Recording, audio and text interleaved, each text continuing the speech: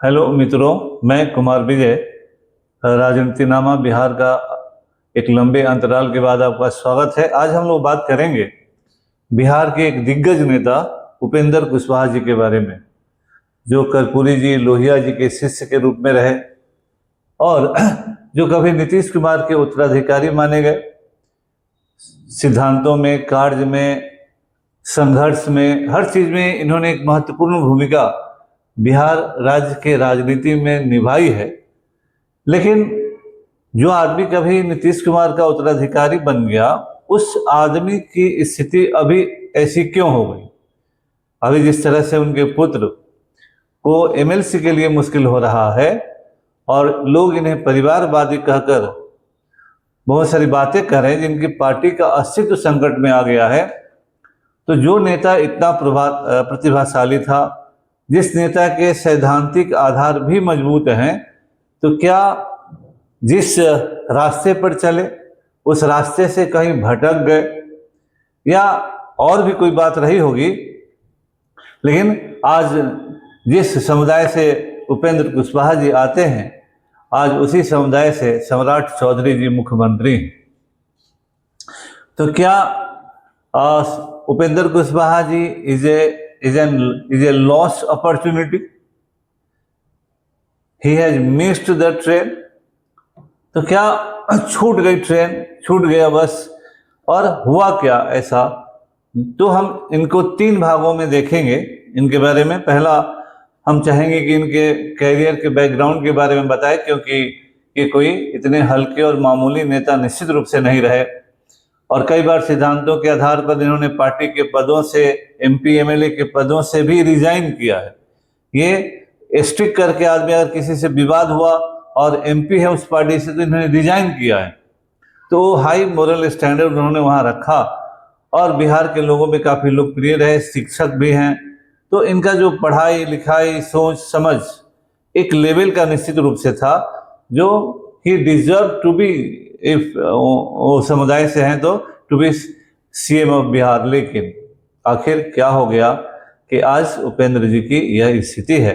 तो इनके तीन पक्ष हम लोग देखेंगे। पहला, इनका जो पृष्ठभूमि है, जिससे संघर्ष करके आगे आए। दूसरा, रास्ता भटक गए। और तीसरा, इनके पुत्र के 164 के तहत जो 6 महीने पर मंत्री बने रहने का विवाद है, उसके तकनीकी और कानूनी पक्षों को सर्वोच्च न्यायालय के निर्णयों के आलोक में हम उसका आकलन करेंगे। तो हम लोग पहले शुरू होते हैं इनके राजनीतिक पृष्ठभूमि से। यह राजनीतिनामा का नया वीडियो है। राजनीतिनामा बिहार का आप लोगों ने समर्थन किया है, हालांकि हमारा व्यूअरशिप उतना नहीं बढ़ रहा है। आप सबों से निवेदन है कि हमारे चैनल को सब्सक्राइब करें, ताकि क्वालिटेटिव न्यूज, हम लोग कोई सनसनीखेज न्यूज नहीं देते हैं, तो हमारे चैनल को सब्सक्राइब करें, लाइक करें और शेयर करें। आपका यह समर्थन हमारे लिए काफ़ी उत्साहवर्धक होगा। तो हम चलते हैं उपेंद्र कुशवाहा जी के। ये इनके पुत्र हैं, इन्हीं के कारण अभी बहुत सारे विवाद हुए हैं। इनको एमएलसी नहीं बनाया गया है। हमारे मुख्यमंत्री सम्राट चौधरी ने कहा है कि ये मंत्री बने रहेंगे और एक मुकदमा सुप्रीम कोर्ट में भी दायर किया गया है। और आपको बताते खुशी है कि किताब मेरी ओरियन ब्लैक स्वान से आई है। आधुनिक बिहार का इतिहास है। 1707 से 1950 तक के अवधि को क्रमिक तौर पर इसमें शामिल करने का प्रयास किया गया है और जो भी पक्ष संभव हो गया है उन्हें इस चैप्टर में इस किताब में शामिल किया गया है। बिहार के रहने वाले, बिहार के जानने की कोशिश करने वालों के लिए अपरिहार्य बुक है। इस तरह की किताब एक टेक्स्ट बुक है, ओरियन ब्लैक स्वान से निकली है। आप पढ़ सकते हैं, अमेजन पर अवेलेबल है, अच्छे दुकानों पर भी अवेलेबल है। हम लोग आगे बढ़ते हैं। अभी उपेंद्र कुशवाहा जी की पार्टी 4 एमएलए हैं इनके, और 2025 के उपचुनाव में 6 सीटों पर लड़े और 4 सीट पर इन्होंने जीत हासिल की। एक सीट स्नेहलता कुशवाहा जी हैं, जो सासाराम से जीती हैं, इनकी पत्नी है। दूसरे माधव आनंद जी हैं, इनको मधुबनी लोकसभा से जीत कर आए हैं, विधानसभा से। फिर रामेश्वर कुमार महतो हैं, बाजपट्टी से जीत कर आए हैं, पहले भी एमएलए थे, एक बार और विधायक थे। आलोक कुमार सिंह दिनारा से जीत कर आए हैं। अब ये जो 4 विधायक है, 4 विधायक में एक विधायक तो इनकी पत्नी है, लेकिन तीनों विधायक लगभग कहा जा रहा है कि इनके साथ नहीं है, कभी भी छोड़कर जा सकते हैं। लेकिन जिस तरह से टिकट भी दिया गया, तो जैसे आलोक कुमार सिंह दिनारा से हैं, तो दिनारा में जब भारतीय जनता पार्टी के राजेंद्र सिंह जी वहाँ से एक बड़े उम्मीदवार थे, जय कुमार सिंह जी पूर्व एमएलए रहे, वहाँ से मंत्री भी रहे। इन दोनों की लड़ाई में नहीं, मतलब उपेंद्र कुशवाहा जी ने पूरा दम लगाकर आलोक कुमार सिंह का टिकट लिया। कारण जो भी रहे हो, बहुत सारे इसके पीछे कारण बतलाए जाते हैं, कारण जो भी रहे उसके विवाद में हमको नहीं जाना है। लेकिन 2 पॉलिटिकल आदमी, निश्चित रूप से आलोक कुमार सिंह भी पॉलिटिकल है, उनके भाई भी एमएलसी हैं, लेकिन निश्चित तौर पर राजेंद्र सिंह और जय कुमार सिंह एक पूरी तरह से एक पॉलिटिकल आदमी है, पूरी तरह से थॉरली। न कोई माफिया है, न कोई पैसे वाले हैं, न उस तरह के लोग हैं, ये पूर्ण रूप से राजनीति करने वाले लोग हैं। और राजेंद्र सिंह का तो एमएलसी में भी नाम चलकर हट गया, लेकिन आज राजनीति की यही त्रासदी है। रामेश्वर कुमार जी के साथ भी जो रहा हो, लेकिन जब मंत्रिमंडल बनने का बात आया तो उपेंद्र कुशवाहा जी ने अपने पुत्र को मंत्री बनाकर शामिल कर दिया, जो न विधान पार्षद थे न विधायक थे। इसके कारण इनके 3 शेष विधायक बहुत नाराज हुए। हालांकि अभी उन्होंने आलोक कुमार सिंह को पार्टी का प्रदेश अध्यक्ष बनाकर कुछ मामला को शांत करने का प्रयास किया है, लेकिन ये मामला उबल रहा है और कब क्या होगा पता नहीं। तो बिना चुनाव लड़े दीपक प्रकाश जी 2 बार मंत्री बने, एक बार नीतीश कुमार जी के समय बने और दूसरी बार सम्राट चौधरी जी के मंत्रिमंडल में भी हैं। इस मुद्दे पर हमारा तीसरा वीडियो है। वर्तमान स्थिति जो हमने कहा कि अभी उपेंद्र कुशवाहा जी ने आलोक कुमार सिंह को ये तो जनवरी में ही घोषित किया था, लेकिन अभी 2-4 दिन पहले राज्य कार्यकारिणी की बैठक हुई और उसमें इनको नियमतः अध्यक्ष बना दिया गया है। अब हम इनको जीवन के बैकग्राउंड पृष्ठभूमि को जानने का प्रयास करते हैं, क्योंकि जो जड़ होता है वही आगे चलता है, लेकिन फिर भी उसमें थोड़ा बहुत तो डेविएशन आता ही आता है। 6 फरवरी 1960 को जो उपलब्ध जानकारी है उसके अनुसार इनका जन्म हुआ बिहार के वैशाली जिले में महनार प्रखंड का जंदाहा में हसनपुर एक गांव है, वहीं पर उपेंद्र कुशवाहा जी का जन्म हुआ। इनके पिता का नाम स्वर्गीय मुनेश्वर सिंह था, माता का नाम स्वर्गीय मुनेश्वरी देवी था। ये मध्यम वर्गीय किसान परिवार से ताल्लुक रखते थे और कुशवाहा लोग खेती बाड़ी में एक समृद्ध लोग होते हैं और वो समुदाय हमेशा से प्रभावशाली कृषक समुदाय रहा है, बिहार में अभी भी है। इन्होंने प्रारंभिक शिक्षा स्थानीय स्तर पर पूरी की, स्नातक ग्रेजुएशन की डिग्री पटना कॉलेज से लिया, पटना से। इसके बाद इन्होंने पॉलिटिकल साइंस में राजनीति शास्त्र में एमए किया। राजनीति में आने से पहले शिक्षा के क्षेत्र में जुड़े रहे और वहीं एक कॉलेज है उसमें भी लेक्चरर के रूप में कार्यरत रहे। इन पर जननायक कर्पूरी ठाकुर का काफी प्रभाव रहा है और इनको इन लोगों ने आदर्श माना है। या बिहार का जो भी प्रेजेंट लालू जी हो, नीतीश कुमार जी हो, उपेंद्र जी हो और जो भी है, ये सभी लोग कर्पूरी ठाकुर जी को आदर्श तो मानते हैं, लेकिन जब प्रैक्टिकल करना होता है तो पता नहीं कितने प्रैक्टिकल है, ये आप भी जज कर सकते हैं।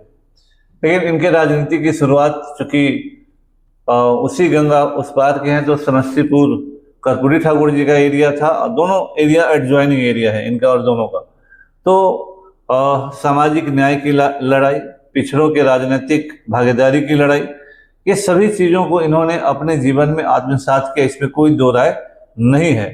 आगे चलकर नीतीश कुमार और जॉर्ज फर्नांडिस के साथ इन्होंने अपनी राजनीतिक जीवन की शुरुआत की और 2004 में बिहार विधानसभा में प्रतिपक्ष के नेता बने। हालांकि उस समय उमाशंकर सिंह के साथ कुछ विवाद हुआ था, क्योंकि उनको हटाकर इनको बनाया गया था। शुरुआत के दिनों में इन्होंने बिहार के किसानों और शिक्षा व्यवस्था में सुधार के लिए कई सैद्धांतिक और वास्तविक बातें कही कि उसका सुधार होना चाहिए। इनका नारा था नीच को शिक्षा, उच्च को शिक्षा, एक समान शिक्षा, यानी समाज के सभी वर्गों को एक समान शिक्षा दिया जाना चाहिए। उन्होंने छात्र राजनीति और युवा आंदोलनों में अपनी पकड़ बनाई थी और उसी नियम सिद्धांत के साथ वो आगे बढ़ते रहे। 2000 से 2005 में पहली बार जंदाहा विधानसभा से बिहार विधानसभा के लिए निर्वाचित हुए। उसी पीरियड में 2004 में बिहार विधानसभा में विपक्ष के नेता के तौर पर उनकी नियुक्ति की थी नीतीश कुमार जी ने। इसके आगे इनका जो राजनीतिक करियर रहा है बड़ा उथल पुथल वाला रहा।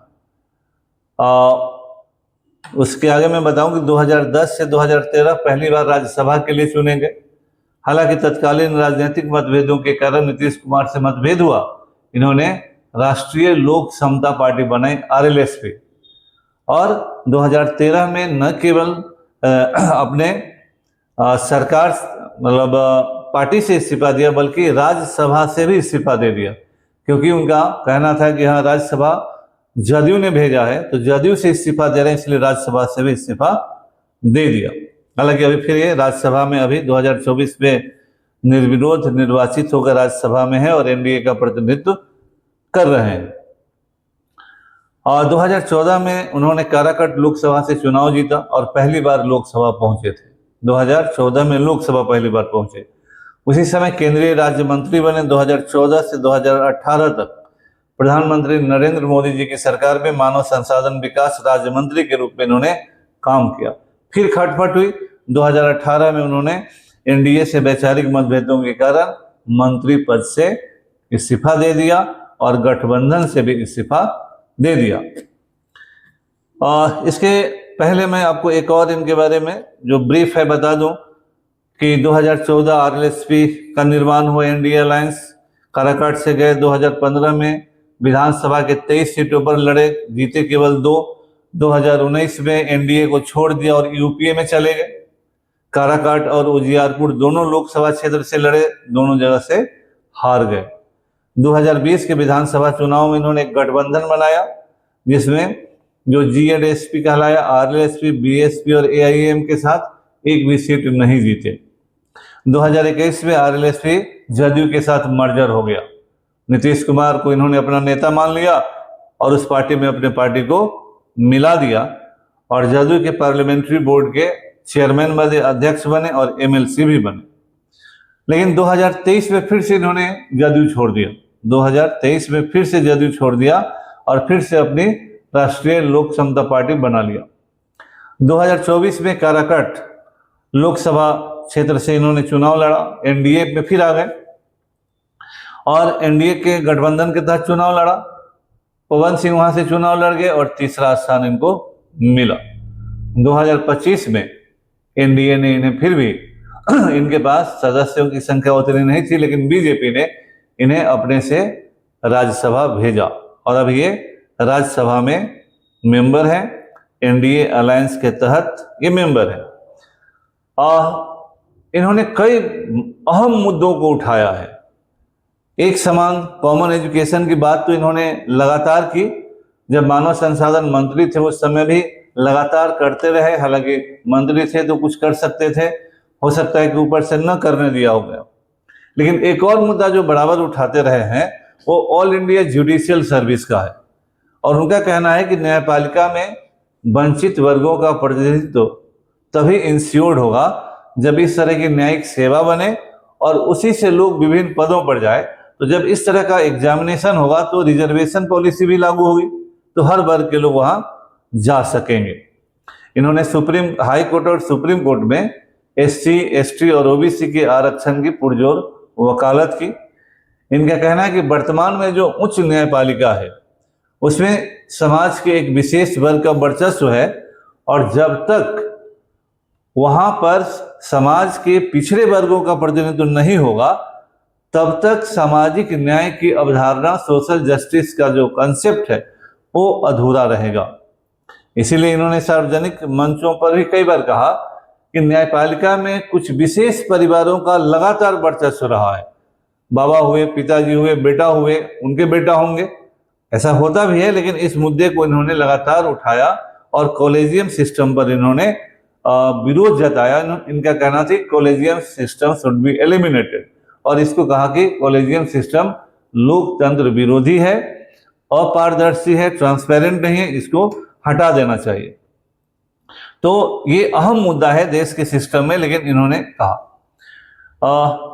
उपेंद्र कुशवाहा जी एक अहम नेता है, क्योंकि जिस वर्ग से आते हैं उस वर्ग का पॉपुलेशन बिहार में 4.21% है।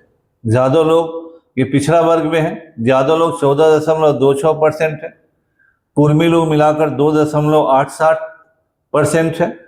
तो कोयरी और कुर्मी, कुशवाहा और कुर्मी का एक कॉम्बिनेशन बिहार में बनता है, जिसको लव-कुश समीकरण कहा गया। इनका वोट परसेंटेज आंकड़ा 7.09% तक जाता है। स्वाभाविक है कि जो आदमी इस वर्ग का एक बड़ा नेता होगा उसका राजनीति में एक दबदबा तो स्वाभाविक तौर पर हो जाएगा, और उपेंद्र कुशवाहा जी विशेषकर कुशवाहा लोगों में एक एक्सेप्टेड लीडर के रूप में माने गए थे। अब कितने रहेंगे नहीं रहेंगे अलग बात है। हालांकि यह भी सत्य है कि नीतीश कुमार जी को भी कुशवाहा लोगों का सब्सटेंशियल वोट मिलता रहा। इसीलिए लालू प्रसाद जी ने पिछले लोकसभा और विधानसभा चुनाव में कुशवाहा लोगों को टिकट देकर इनके वोट बैंक में डेंट करने का प्रयास किया, जिसके कारण शाहबाद के क्षेत्र में उनको सफलता मिली, औरंगाबाद में सफलता मिली, और भी कई जगहों पर सफलता मिली। फिर भी विधानसभा में चुनाव में एनडीए को ही ज्यादा सीट मिला इनका, और एनडीए में कुशवाहा वर्ग से 19 विधायक हैं, है ना। इसमें आरएलएम के सभी को भी जोड़ दिया जाए, और बिहार के जो अभी के मुख्यमंत्री हैं वो सम्राट चौधरी जी, वो भी कुशवाहा वर्ग से आते हैं। तो बिहार में एक जो शुरू से डोमिनेंट रहा कि लालू जी यादव वर्ग, नीतीश कुमार जी कुर्मी रहे, और अब लोगों का कहना है कि कुशवाहा लोगों का डोमिनेंट। लेकिन मेन बात क्या है, उपेंद्र कुशवाहा जी जो एक बड़े नेता के तौर पर उभरे, एक एक्सेप्टेबल नेता के रूप में उभरे, जिनका सैद्धांतिक आधार, जिनका सोच समझ एक ऊंचे दर्जे का माना गया, निश्चित रूप से इसमें कोई दो राय नहीं है। तो क्या इनका बस छूट गया? क्या ये पिछड़ गए उस दौर में? ये एक बहुत ही अहम मसला है, और बिहार की राजनीति में उपेंद्र कुशवाहा जी का पीछे हो जाना भी उतना अच्छा नहीं, क्योंकि डेमोक्रेसी है, इस तरह के लोगों को मुख्य धारा में रहना चाहिए। लेकिन इन लोगों ने कुछ गलत निर्णय किए, और इतने बड़े स्टेचर के नेता से उस तरह की बात नहीं हो सकती है, मजबूरी भी रही हो इनकी कुछ। लेकिन आज उपेंद्र कुशवाहा को जहां रहना चाहिए था, आज अफसोस है जो वहां पर है नहीं। एक बिहार के अच्छे डिजर्विंग नेता अपने कारणों से, कुछ होगा निश्चित तौर पर कि आज ये पिछड़ गए हैं, और ऐसा लगता है कि he has lost the train, क्योंकि बीजेपी में सम्राट चौधरी मुख्यमंत्री के तौर पर अपने को स्थापित कर लिए हैं, और जो पावर में होता है उसका जनता पर भी प्रभाव स्वाभाविक रूप से एक्सटेंड करेगा। और अभी उपेंद्र जी उस तरह से पॉलिटिकली पावरफुल नहीं है। इसलिए हम लोग का मानना है कि कुछ भूलें हुई, महत्वाकांक्षा हो, परिवार प्रेम हो, और इनकी बस छूट गई। आप लोगों से अंत में पुनः रिक्वेस्ट है कि आप हमारे चैनल को सब्सक्राइब करें। सब्सक्राइब करने में पैसा नहीं लग रहा है। लाइक करें, शेयर करें। आपका बहुत बहुत धन्यवाद।